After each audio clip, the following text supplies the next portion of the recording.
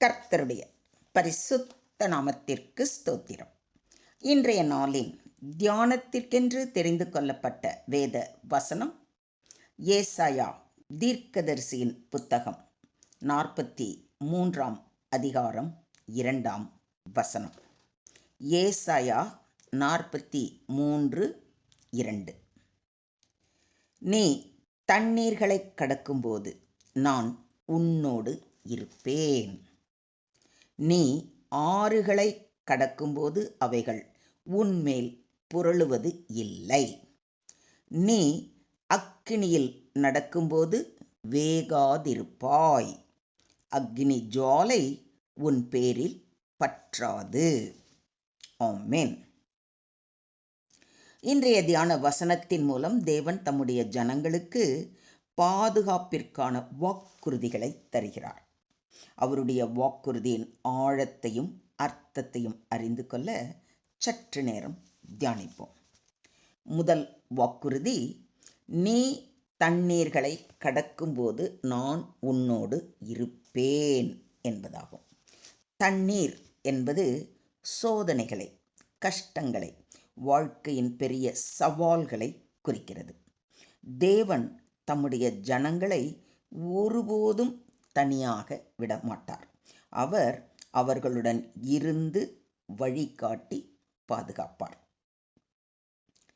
வெள்ளம் போல சத்துரு வரும்போது கர்த்தருடைய ஆவியானவர் அவனுக்கு விரோதமாய் குடியேற்றுவார் என்று ஏசாயா தீர்க்கதரிசி உறுதி அளிப்பதை ஏசாயா 59:19 வாசிக்கிறோம்.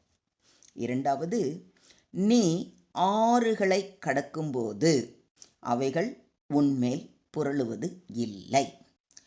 ஆறு என்பது மிக பெரிய பிரச்சனைகளை குறிக்கிறது. அது மனதை மூழ்கடிக்கும் அளவுக்கு ஆபத்தாக தோன்றலாம். தேவன் அந்த ஆபத்துக்களை தடுக்க, அவருடைய ஜனங்களை மீட்க வல்லவராக இருக்கிறார் என்பதை ஒருபோதும் மறந்து விடாதீர்கள். மூன்றாவது, நீ அக்கினியில் நடக்கும்போது வேகாதிருப்பாய். அக்கினி ஜுவாலை உன் பேரில் பற்றாது. அக்கினி என்பது தீவிரமான சோதனைகளையும் உயிருக்கு ஆபத்தான சூழல்களையும் குறிக்கிறது. சோதனைகளின் நடுவிலும் தேவன் பாதுகாப்பு கொடுப்பார். இதற்கு சிறந்த உதாரணம் தானியேலின் நண்பர்களாகிய சாத்ராக், மேஷாக், ஆபேத்நேகோ என்பவர்களின் வாழ்க்கையில் நடந்த சம்பவம்.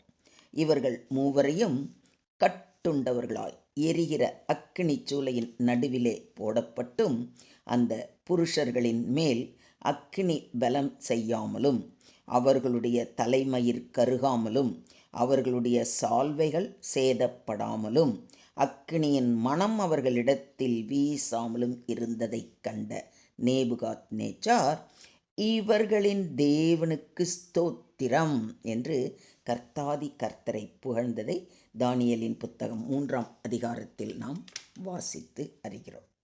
தேவனிடத்தில் பக்தியும் அன்பும் விசுவாசமும் கொண்ட பிள்ளைகள் எப்பேற்பட்ட ஆபத்தில் இருந்தாலும் அவர்களை விடுவித்து காக்க வல்ல தேவன் நம்முடைய கர்த்தாதி கர்த்தர். இதை விசுவாசிக்கிறீங்களா?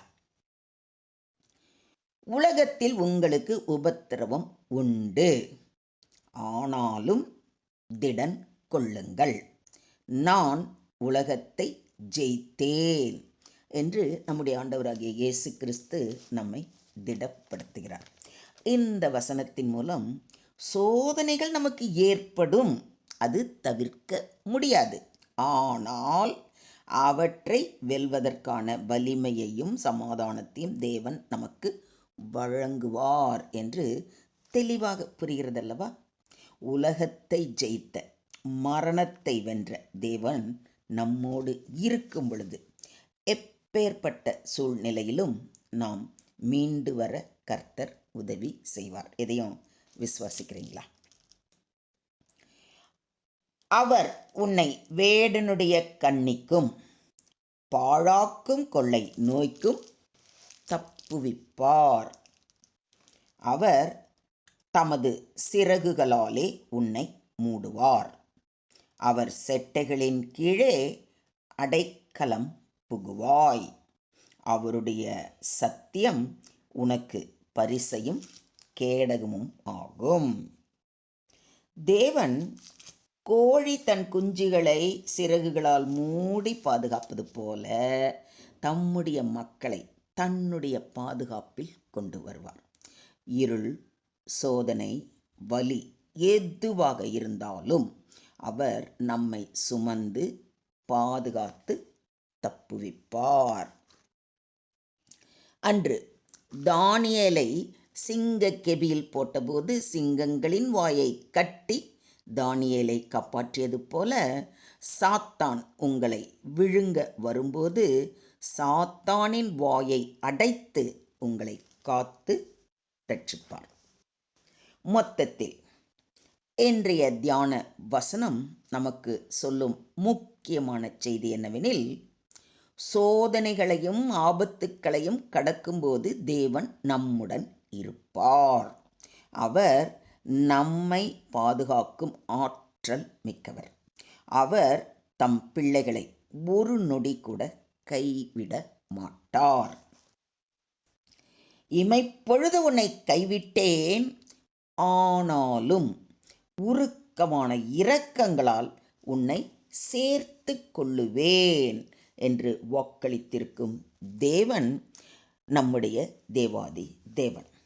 இமைப்பொழுது உன்னை கைவிட்டேன் அப்படிங்கிற அந்த இமைப்பொழுதுங்கிறது நம்மளுக்கு மாமாங்க மாதிரி இருக்கும். ஆனாலும் ஆண்டவர் என்ன சொல்கிறார் தெரியுமா? உருக்கமான இரக்கங்களால் உன்னை சேர்த்து கொள்வேன். ஒரு செகண்ட் அப்படி கைவிட்டாலும் உடனே அப்படி பிடிக்கக்கூடிய தேவன் தான் நம்முடைய தேவாதி தேவன்.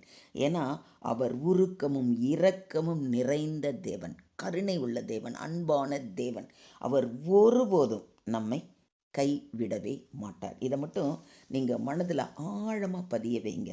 நம்ம கல்லையும் மண்ணையும் ஆராதிக்கலை, ஜீவனுள்ள தேவனை ஆராதிக்கிறோம். அவர் எப்படிப்பட்ட தேவன் என்பதை அணு தினமும் நாம் ரசித்து ருசித்து அனுபவிக்கிறோம்.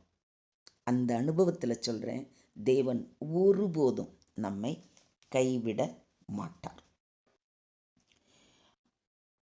நமக்கு பிரச்சனைகள் வரலாம், ஆனால் அவைகள் நமக்கு எப்பேற்பட்ட சோதனைகளாக இருந்தாலும் அது நம்மை காயப்படுத்த மாட்டாது.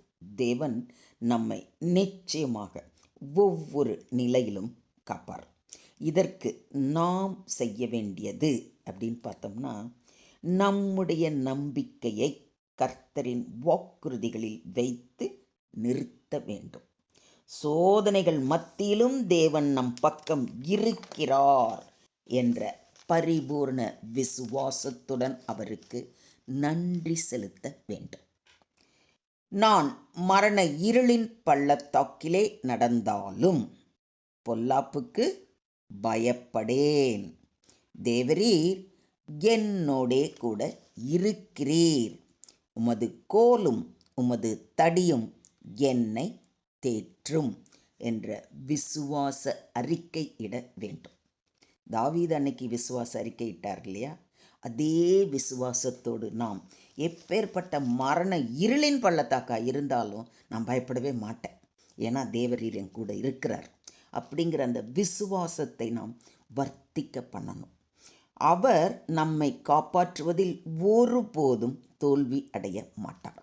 அவர் நமக்கு நம்பிக்கையையும் ஆன்மீக ஆழமான சமாதானத்தையும் வழங்குகிறார். எனவே நம்பிக்கை கொள், நடக்க தைரியம் கொள், தேவன் நம்முடன் இருக்கிறார். ஆமென். தேவனுக்கே மகிமை உண்டாவதாக. ஆமென், ஆமென், ஆமென்.